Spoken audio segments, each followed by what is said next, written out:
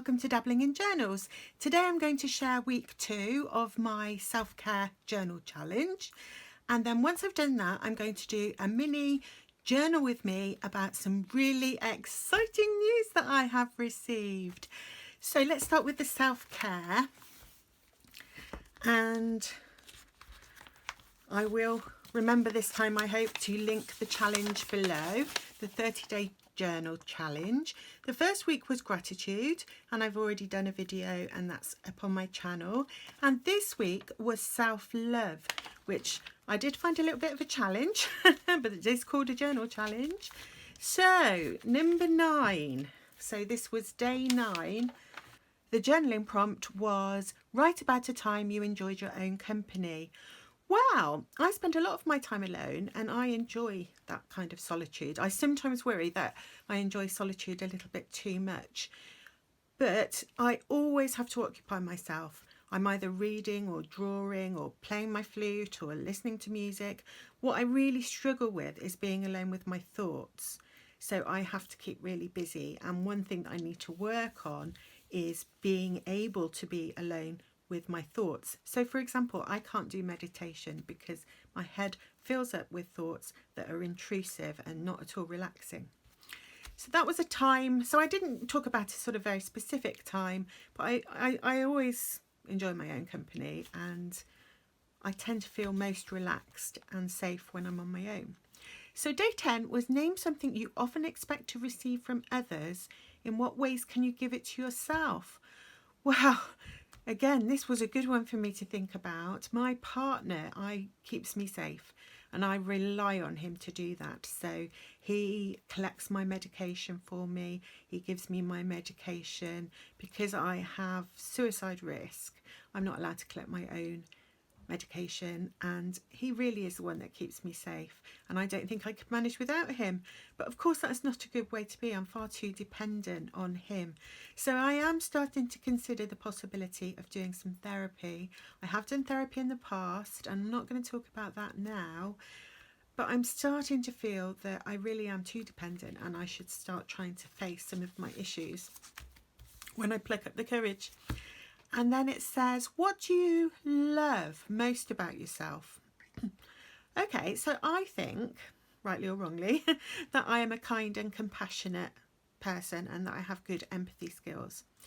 Now, as an abuse survivor, it is important to me that I am as opposite to abusive as it is possible to be. So I make a huge effort to try and understand the feelings of others so that I don't hurt them. So that's one of the things I love about myself. I'm always considerate to the feelings of others, and I think I'm pretty good at sort of sensing how people are feeling. In fact, my children always say, how did you know? Every time I sort of pick up on the fact that they've got a worry. I didn't mention the decoration. I'm using my Sticky Club stickers and my little bits of paper. I really loved this Sticky Club sticker. I thought that was a really nice one.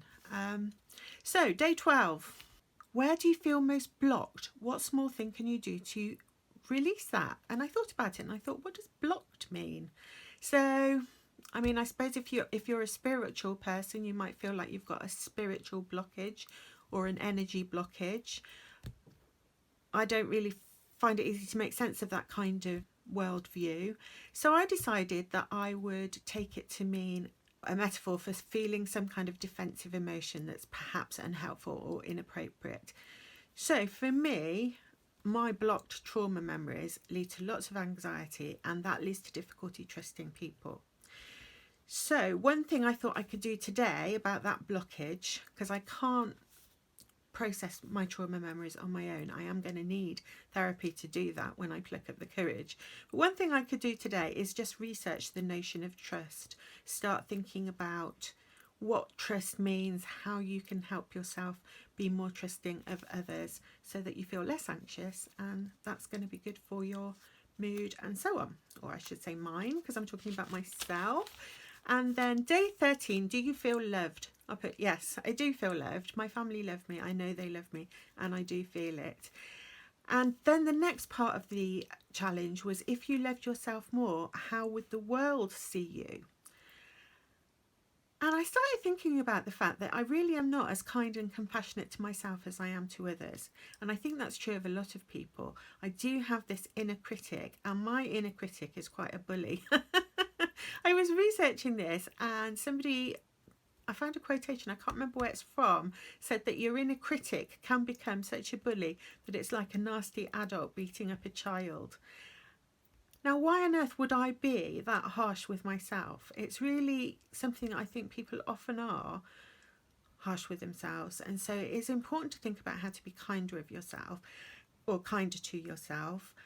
I think if I was kind to myself, I'd probably be less of a pushover. I've always been one of those people that always says yes to any request. If somebody wants something, I'll say yes. When I was still working, it was a nightmare because they would ask me to take on extra groups of students or extra courses, or courses that I didn't feel that confident about, because I'm a philosopher, so I was most comfortable teaching philosophy, but I ended up doing all kinds of things because I couldn't say no, and that's not good for me. I should learn to say no when no is the best thing for me. So I thought that was quite an interesting thing to think about. And I guess if I loved myself more, I would probably feel less anxious, and so the world would see me as confident, and I'd be less depressed, so the world would see me as grounded. But I was thinking about this, and somebody said in one of my comments, you seem really well-rounded and grounded. And I think that's because abuse survivors are really good at projecting themselves as they think people want to see them. And I'm very good at looking as if I'm grounded, looking as if I'm okay. I don't think people that meet me briefly would know that I have a mental illness, because it's complex post-traumatic stress disorder, bit of a mouthful. I can project myself in such a way that what's going on inside me isn't always obvious to other people, unless I flash back, of course, and I hate that if I flash back in public and people see it. But if I do that, then I don't look at all grounded. But anyway, that was that one. And what changes can you implement more frequently to show yourself love? And I like this one. I put, start paying more attention to my inner critic. Notice when I treat myself more harshly than I treat others, so that in my journal, any harsh thoughts I have about myself, I could write in my journal that same thought, but in a much kinder way, a much more compassionate way, sort of reflect on it, evaluate it, and try and present it, whatever the criticism of myself I'm making, try to present it in the kind of way that I would if I was making that point to somebody else. So I really like that one, and I'm going to start journaling like that in my personal journal. And then the final thing for this week was write an encouraging letter to yourself. And I've done that in my little envelope. I've done a little letter to myself. It says, write an encouraging letter to your younger self. So that's what I've done. I'm not going to share that because that really is a little bit too personal and not really something that I think you'd want to hear about anyway. So I've done that, and I found that was a really useful exercise. So that is my self-love journaling this week. And as I said, I've used these little stickers from Sticky Club, and I think they're really nice. And I love how my journal looks, so I'm enjoying using it. Now, the really exciting bit is I am going to do a little journal with me, and it's exciting for two reasons. One, the topic that I'm journaling about is really exciting. And two, I'm going to be using some of the lovely Happy Mail that I unboxed this week. And my journal is so fat, look. This is a problem with having chunky journals. They're hard to work in. Okay, so I've got my page and I have pulled out some things. So I pulled out this journaling card which says best day ever.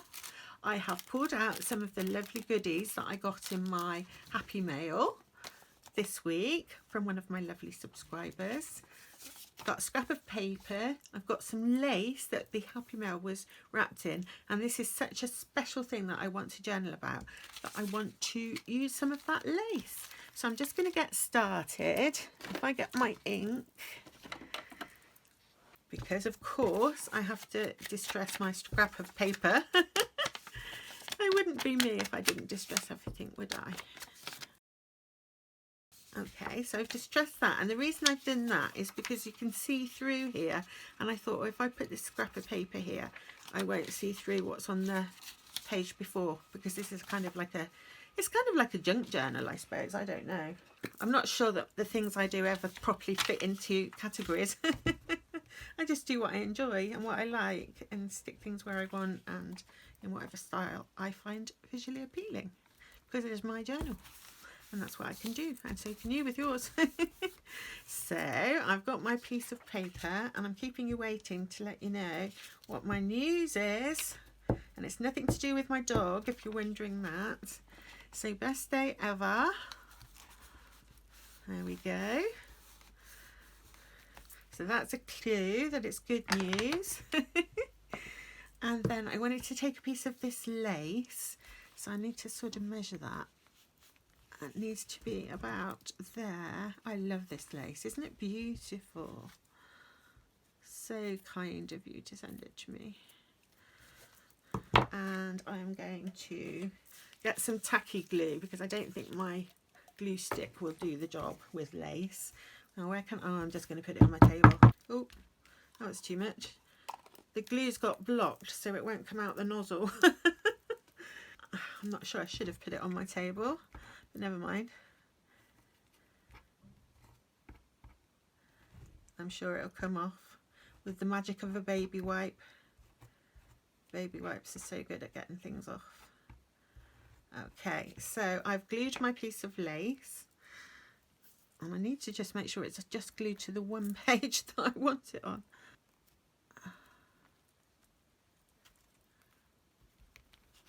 I just did it slightly too big. That's okay.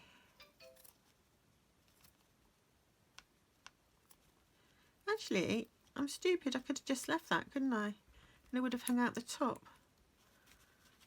I'm covered in glue. Oh, what a pickle. Okay, so let me get a baby wipe. Just going to mop up my glue. And try and get it off the back of here. As I'm so messy, I have a wipeable cloth on my table. So there's my glue. Should I put something behind there? Is it going to stick to that page? I think it's okay. Right, okay. So I've done that.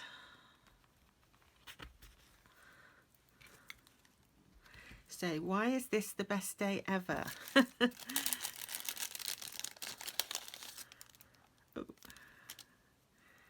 I'm going to take one of these lovely, lovely, lovely... Oh, I just took the end off of it. It's been ate by a caterpillar now. Maybe I'll put it that way. Lovely, lovely gold. They're like lace, little gold lace sleeves. I'm going to have that poking out the top. Okay. And what else? Reveal my exciting news. This is a photograph of my daughter with her husband and her 10-year-old twins, and the exciting news is there is now another little baby on the way. So I'm going to be getting a new grandbaby. My daughter's getting a new baby, her daughters are getting new a new sibling, and my son is going to get another nephew or niece, and he's only 13 and his nieces are 10. And this baby has got more of a gap. It's more of an age where he'll feel more like an uncle than a brother, I hope. And I am so, so, so beyond excited and happy for them. And my daughter lives about 5 minutes walk from my house. So I am going to have the most amazing time sharing experiences with another little new grandbaby. It's just... That was her telling me that. She came round with a card. This is a photograph, but this photograph was on the card and I couldn't have been happier. So I could have put that last week when it said, remember a time when you've been happy. And I thought, wow, now that is the best day ever and I can't wait. And I'll keep you updated. Baby is due in March. So wonderful, wonderful news. So that's my little journaling spread in my little journal, celebrating this wonderful news. And thank you so much everyone for joining me and watching, and I will see you again soon. Bye.